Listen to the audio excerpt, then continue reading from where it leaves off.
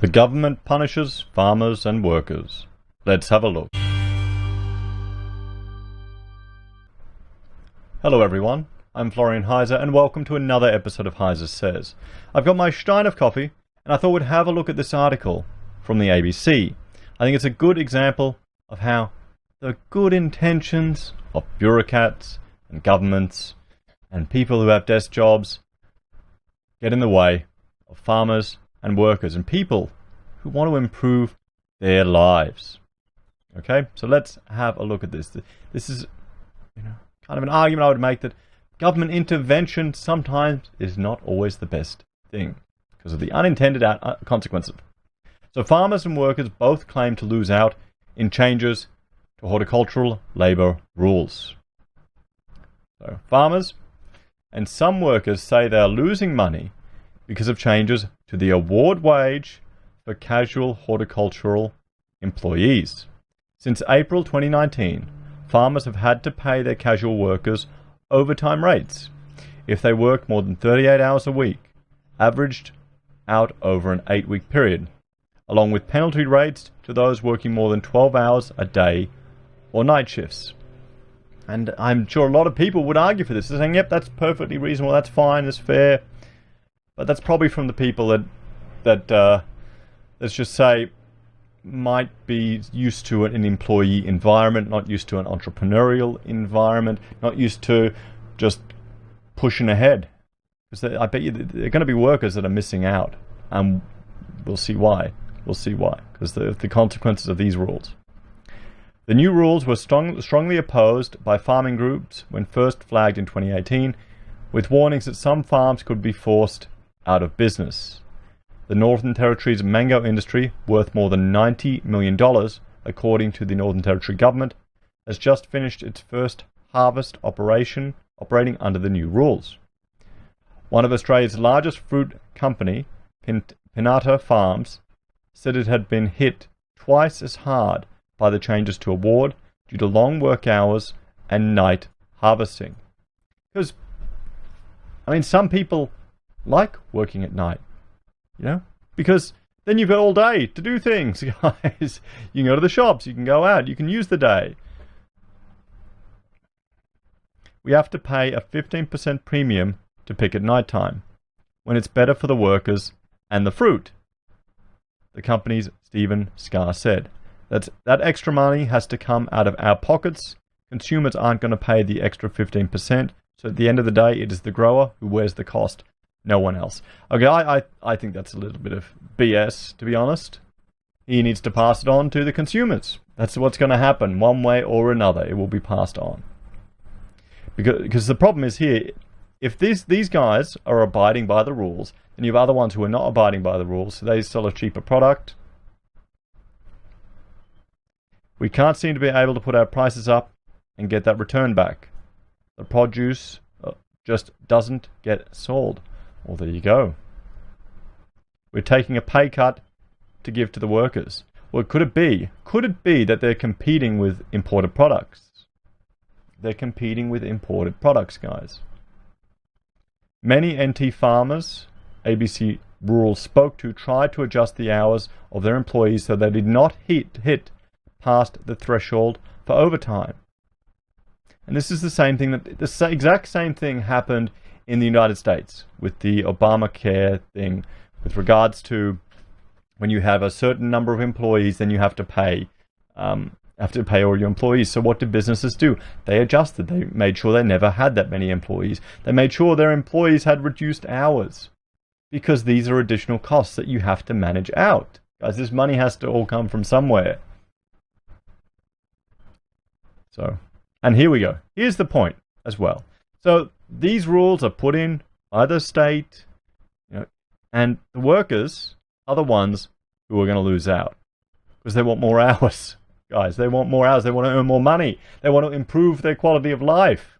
No, sorry, you can only work this many hours. You've got to stop. Seriously, for the last week, I'm a small business owner. I've been doing 16-hour days, guys, 10 to 2, and 2 at night. Did that for about 2 weeks. It's a different world, I think. There's a whole lot of people that don't realize what it's like to just get stuff done. So for the past few years, Calixto dos Santos de Jesus has travelled from his home in Timor-Leste, East Timor, to Darwin to pick mangoes and earn as much money as he can in a couple of months.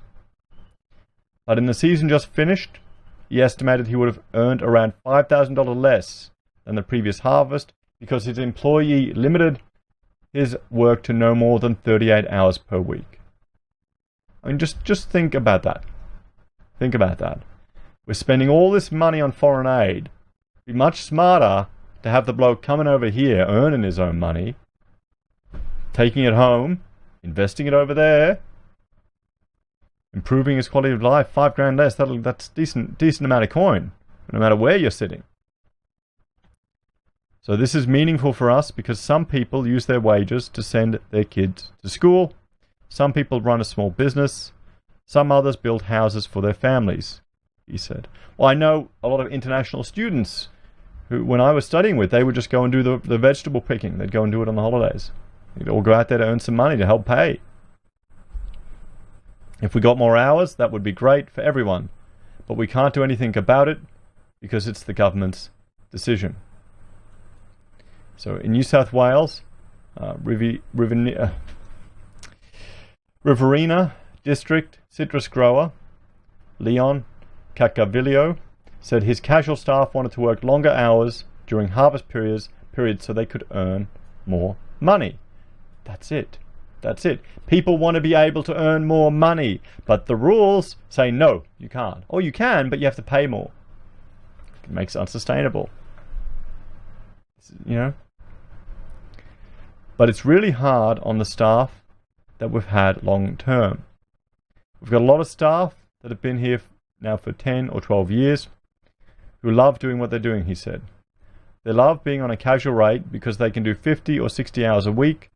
They make the extra money. Yes, that's it, guys, that's it. So once they hit 38 hours, they're stopped. And people can work a lot more than 38 hours if they want to. I mean, this is a harvest season, guys. This isn't all the time. This is the harvest season. You go and get it done. We're taking that opportunity away. Since the change to the Horticultural Award, top-end mango farmer Ian Quinn has tried not to let any of his employees work overtime. Once they hit 38 hours, they are stopped, he said. They're reading comics, playing billiards. We've bought them another billiard table this year just to keep them entertained. And they watch TV. Doesn't that just seem utterly stupid? Utterly stupid. He said he wished he had the money to pay for overtime work, but he could not afford the wages. I think anyone in the agricultural industry will be in the same position, he said. The margins just aren't there. He said the terms of trade for mango farmers had not improved alongside wage increases for the past 30 years. This is the thing, guys. This is a market intervention. This is the government artificially setting rules in the market, so they're having to adjust. And who is losing out? Workers. Workers are losing out. Consumers are losing out. In 1993, the average price of Northern Territory mangoes was $22.50 per tray, and picking wages were about $12.50 per hour, he said. Today, a carton of mangoes is $22.50, and picking wages are about double what they were in 1993. There you go. I mean, here, they're picking at night. Farmers are limiting the hours of their workers. So here we go, worker shortage, the real issue. Oh, here we go. Senator Murray Watt, the Shadow Minister for Northern Australia, said the issue of paying overtime would not exist if there was enough available workers in the horticultural industry. These guys, some of them are flying in to these areas. People don't live out there. How many people will rather sit in the cities and, look for work than to go out to the country?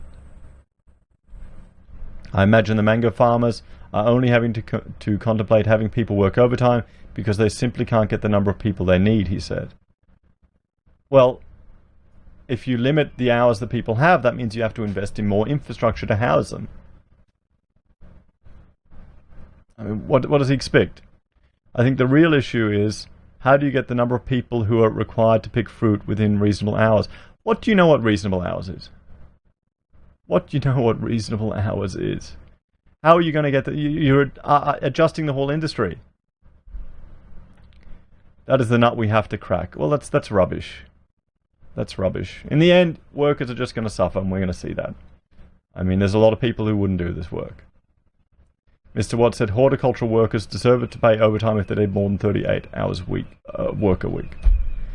I think to expect people to work more than 38 hours in extremely hot, extremely humid conditions, they probably deserve a bit of a premium for doing so, he said. I mean, it's their choice. It is their choice. He wants to work more. He wants to work more. He's not a prissy politician that goes into the House of Reps, doesn't even pay attention and votes, or the Senate, or whatever this guy's in. He wants to work more. You're taking away the right of this guy. And more power to him. You know? Good on people that want to work. That's what we need to encourage. Pinata Farms, Stephen Scarr rejected Mr. Watt's argument, saying while it was difficult to get Australians to pick fruit, there was ample access to Pacific Islanders through the seasonal worker program. To bring 50 or 60 workers over, when we only need them for 6 or 8 weeks, means we would need a lot more accommodation for a short period of time. There you go. It's going to drive up costs. We can get workers no problem, but it's a big outlay for such a short window. And there it is. This is going to be a capex investment. The workers are suffering. So this is the unintended consequences of it, guys. This is the unintended consequences of it. What's your take on it? Should everyone be capped at 38 hours? What do you think? Maybe the small business owners share with some of the employees what it's like to run a small business. And what happens when you hit your 38 hours a week, you know, by Wednesday? Let us know what you do then. Anyway, guys, please have the discussion in the comments below. Let me know what you think. Please like, share, and subscribe to the channel. If you're a fan and want to help us produce more, I have a Patreon where you can make a small monthly donation. I also have the ability for you to join the channel here on YouTube, where you can receive access to badges and emojis. You can support us through our affiliate links at Independent Reserve for crypto trading, Amazon and eBay for your consumer purchases, all down below. And we have our very own merchandise at HeiseSays. Pocket squares handmade here by Rachel, and probably more than 38 hours per week. I guarantee you that. Take care, guys. Have a great day, and I will talk to you later. Bye for now.